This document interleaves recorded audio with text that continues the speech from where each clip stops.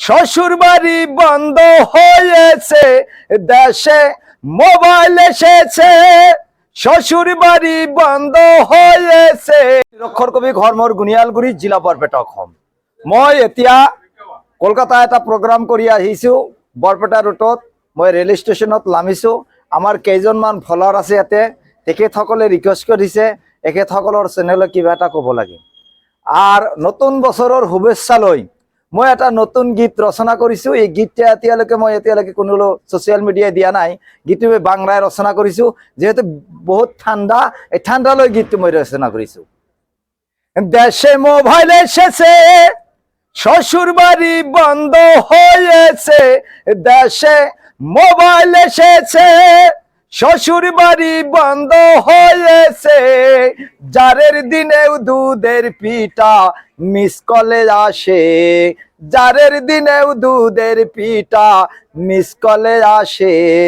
ঘরে আসে নতুন গোশালী, সুখ দুঃখেরই আলোচনা সদাই যে করি। আমারে যে পাগল করে চলে গিয়াছে, আমারে যে পাগল করে চলে গিয়াছে।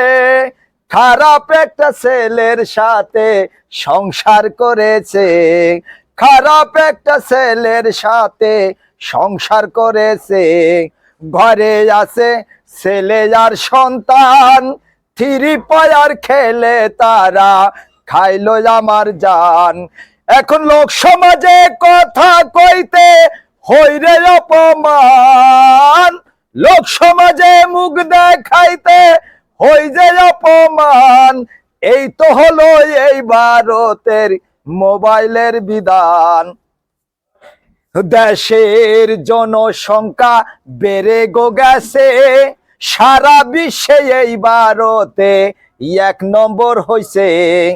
দেশের জনসংখ্যা বেড়ে গেছে, সারা বিশ্বে এই ভারতে 1 নম্বর হইছে। এখন নিয়ন্ত্রণে না আনিলে হই যে অপমান, নিয়ন্ত্রণে না আসিলে হই যে অপমান। এই তো হলো এই ভারতের মোবাইলের বিধান। দেশে মোবাইল এসেছে, শ্বশুর বাড়ি বন্ধ হয়েছে। জারের দিনেও দুধের পিঠা মিস কলে আসে, জারের দিনেও দুধের পিঠা মিস কলে আসে। জারের দিনেও দুধের পিঠা মিস কলে আসে। নতুন বছরের শুভেচ্ছা জানিয়ে আমিও বর্তমান কলকাতা থেকে জাস্ট নেমেছি বরপেটা রোডে, আর রেল স্টেশনে আমি আছি। বন্ধুদের অনুরোধ মর্মে আমি গানটা গাইছি। আশা করি এদের চ্যানেলকে আমি নিরক্ষর কবি হাবিলুদ্দিন রিকোয়েস্ট করতেছি, আপনারা চ্যানেলটা সাবস্ক্রাইব করবেন, ফলো করবেন, শেয়ার করবেন। এখানে বলেই আমি নিরক্ষর কবি হাবিলুদ্দিন হামরি মারিছো। ধন্যবাদ, থ্যাংক ইউ।